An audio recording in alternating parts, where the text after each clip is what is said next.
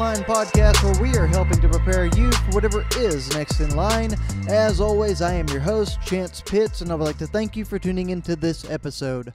Guys and gals, first and foremost, let's get it out of the way. If you receive value from this episode or any other episode of the podcast, I highly encourage you, and I would ask that you share the podcast with like-minded individuals who might receive the same kind of value that you have. That's the number one way for us to grow, is by word of mouth or posting or sharing on whatever social media platform you're on. That's going to help us reach new people and, in effect, help new people as well. We see the numbers growing, so it's great. Those of y'all that have done that and helped us grow as well. Another way that you can help us grow is to leave us a rating or review or subscribe on whatever platform you find yourself listening on.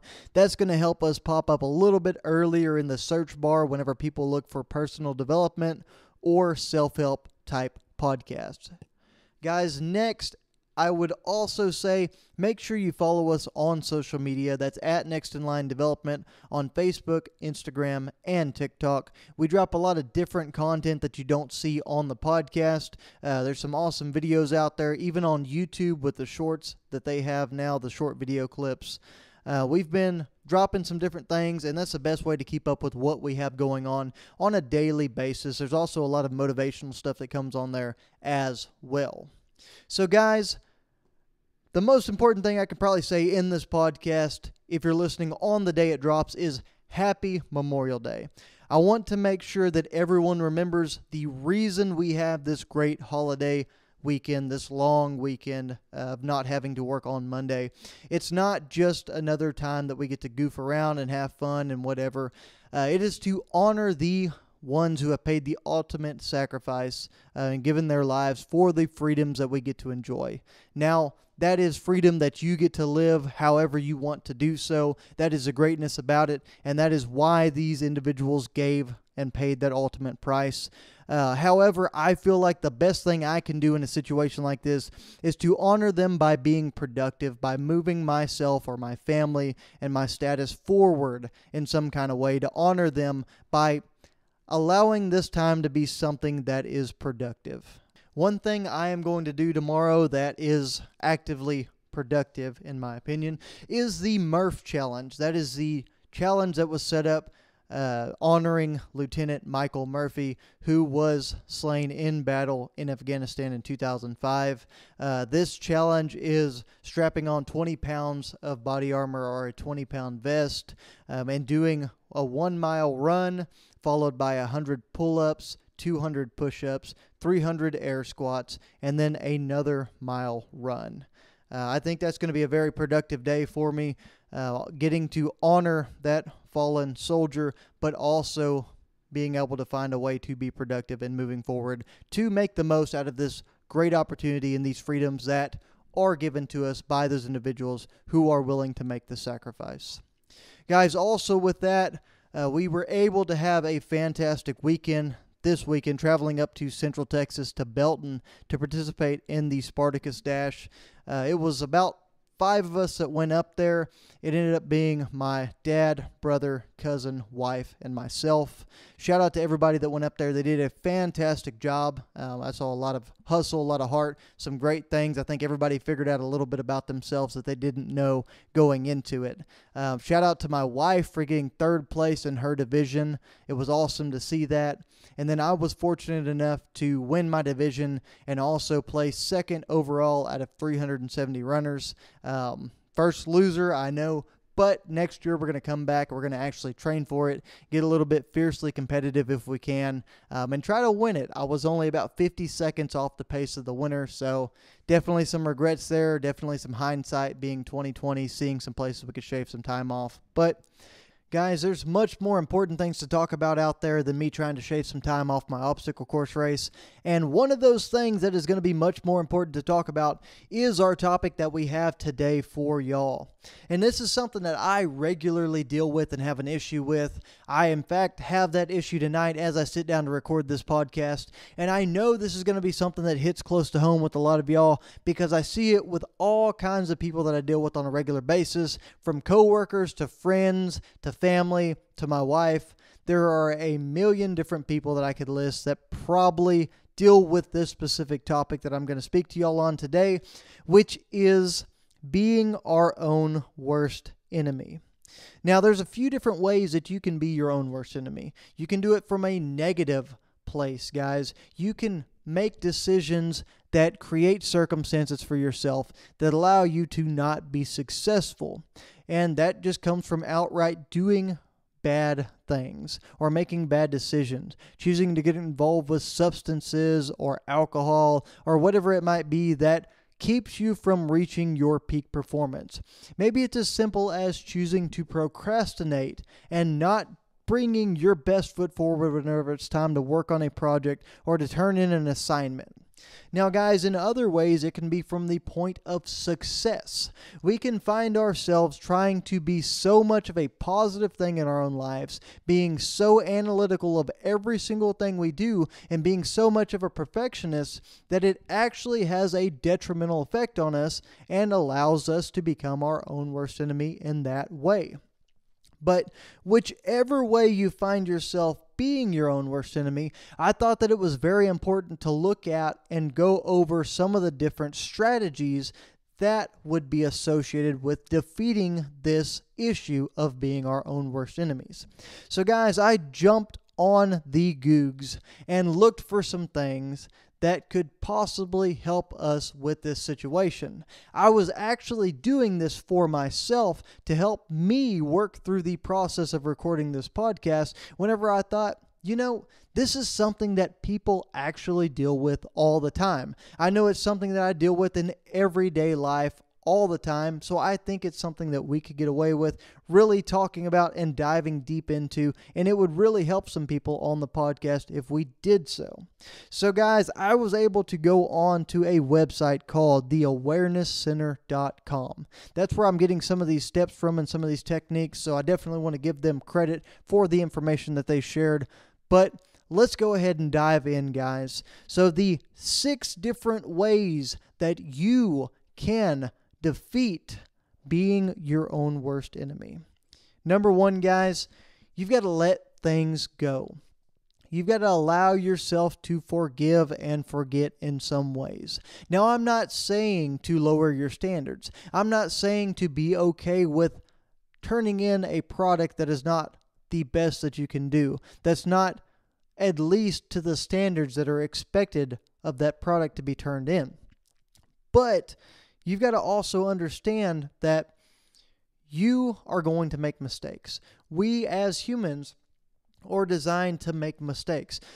I quoted a couple of statistics in one of my last podcasts, but Michael Jordan took so many different shots. He probably took 700 different game-winning shots and only made 150 or so of them, guys.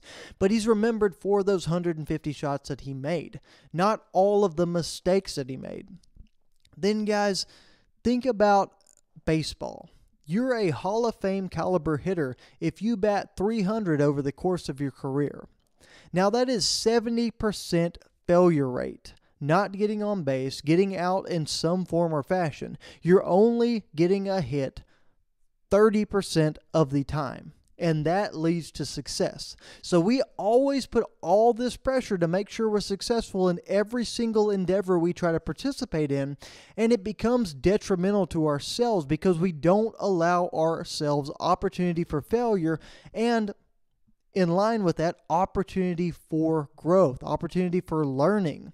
And you might get to a point where you say, I have never really failed at anything. I've never pushed myself to a point of having to face that failure. I've always been very successful in everything I've ever tried to do. Well, I would challenge that by saying, then maybe you're not pushing yourself hard enough. Maybe you're not reaching out there and going out on a limb hard enough. You're not letting go of the requirement of being successful. You're not opening yourself up to failure in order to let yourself grow and learn. So guys, you've got to learn to let things go to be able to defeat being your own worst enemy. And then guys, moving to number 2, you have to learn to understand your inner critic.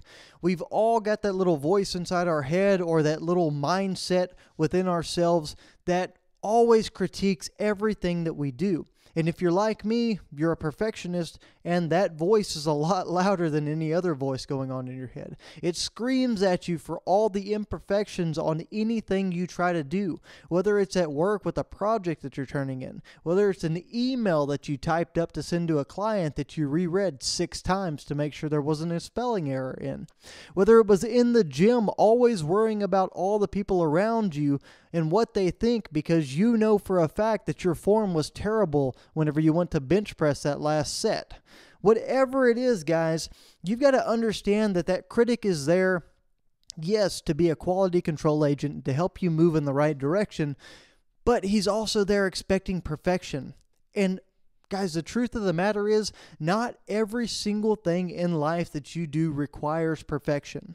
And that's something I am dealing with. I mentioned on this podcast sitting down to record. I probably hit the erase button on my recording about 20 times tonight because I was not putting forth something that I thought was good enough. And guys, I'll be honest with you, there was probably about 5 to 10 different podcasts that would have done just fine, that would have fit in line with everything we've put out. However, I was such a perfectionist, and I let that inner critic hit me so hard and scream so loud, and I didn't understand where it was coming from and why it was there.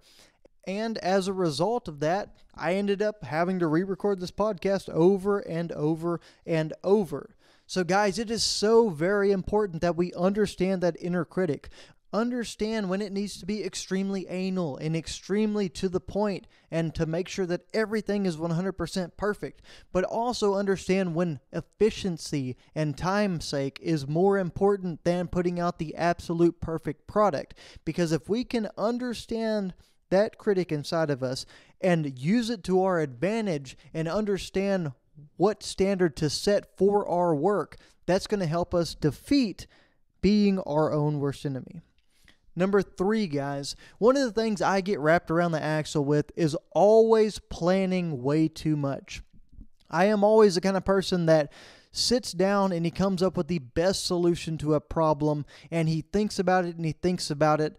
And for an example of that, just to give y'all some kind of idea, with finances and side hustles, I've got a few businesses that I am sitting on thinking about how I'm going to bring them out into the world and how I'm going to use them to start making some side money. And I've planned them over and over and over. I've added in great elements and great ideas. I've come up with great marketing options, logos. I've mapped everything out and drawn it out probably 3 different times.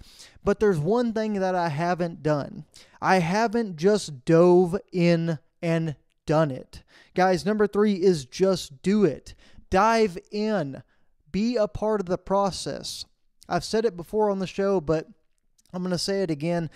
Process improvement is only process improvement while it's improving the process. If you never dive into that process and become part of it and learn it and work it and move it in the right direction, you're never going to get anywhere, guys. You're going to keep yourself tied down exactly where you're at, and you're never going to move forward. And you will effectively be your own worst enemy because you'll be holding yourself back. It'll be that anchor that weighs you down and keeps you from moving in an upward trajectory. Guys, number 4 on this list is you've got to know when to stop. You've got to know when you are being detrimental to yourself and know what your limits are. There are a lot of times whenever it might seem like it's easy to throw in the towel, but you need to understand that you need to keep pushing. You have more within yourself. But I will say there is a point when you have to understand that you are starting to hurt yourself.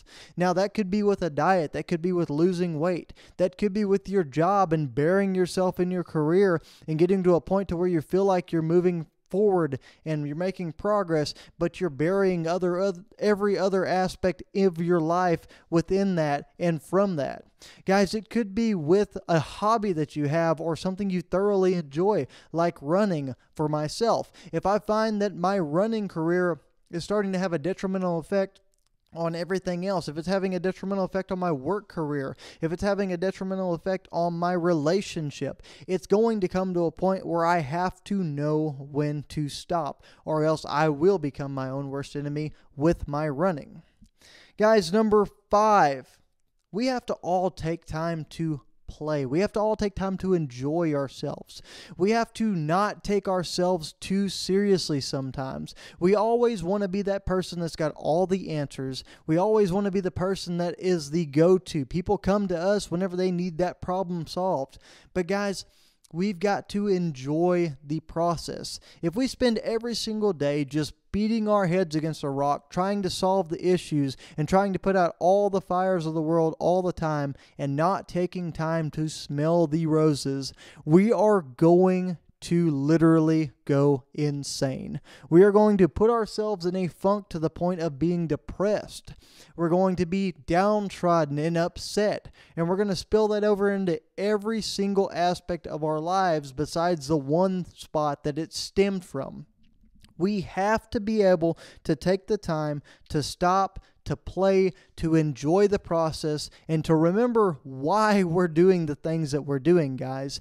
Remember that work is effectively a means to an end so that we can live the life that we want to live. We've got to understand that lifting and being healthy and dieting and losing weight, they're not just so we can keep seeing that number fall, or if we can keep seeing that weight go up, or we can just bury ourselves into an all-out investment and lifestyle of fitness. No, all that stuff is functional health stuff.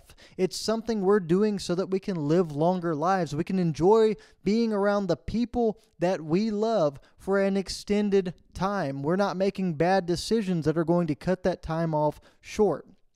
Remember why you are doing the things you are doing. And guys, make sure you take the time to enjoy those things. Don't get so caught up in the process of improving and moving to a higher elevation that we move away from the reason we ever started.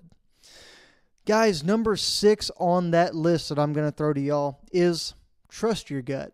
Guys, you've got good instincts about yourself. You know whenever you're taking things to an extreme. You know whenever you're being over the top and you're being a perfectionist. Let's run back through this list as related to number 6, guys. You know whenever you're not letting things go, whenever you're not forgiving something that you should forgive, and you're not forgetting about something that you should forget about and not be worried about. We also know whenever that inner critic comes out, guys, we've got to trust that sometimes we are being way too hard on ourselves. You get that feeling that maybe I'm going a little bit off the edge with the expectations I have for myself associated with this project. And you're probably right. If your gut's telling you that, guys, maybe you need to reel it in and reassess what you're doing. Then, guys, number 3, sometimes your gut just tells you, go. It's time. It's the perfect opportunity. Maybe it's not the perfect opportunity, but it's the opportunity that you have, and you need to get in there and do it. Guys, also, your gut's going to tell you a lot of times when it's time to stop. It's going to tell you when it's time to make a decision to change your path so you don't mess yourself up or mess up some aspect of your life. Then, guys, also, it's going to tell you when it's time to play 100%. It's going to tell you when you need to take a little break, when you need to take time to refresh yourself and become familiar once again with why you fell in love and why you started the process to begin with. So, guys, that's number 6, trust your gut. Guys, I hope you can use these strategies to effectively eliminate that status of being your own worst enemy. Like I said, this is something I deal with all the time, and I have to remind myself. As a reminder, let's run back through that list one more time, guys. Number 1, let things go. Number 2, get to know the inner critic. Number 3, just do it. Number 4, know when to stop. Number 5, take time to play. And number 6, guys, trust your gut. If you can put these 6 things into action, I guarantee you'll be able to overcome that own worst enemy. I know I'm going to use these every single day in my life, and I'm going to try to continue to move forward so that I don't bring that perfectionist self that I have and that over-the-top self into aspects of my life that it doesn't need to be in. Of course, I'm going to control that. I'm going to reel it in. I'm going to know when I need to break that out. But guys, it is also very important to know whenever you need to taper it back. Guys, thanks for tuning into this episode of the Next in Line podcast. As always, please make sure you're sharing the show with like-minded people. Make sure that you follow us on social media. That's at Next in Line Development on Facebook, Instagram, and TikTok. And guys, always be prepared for whatever is next in line.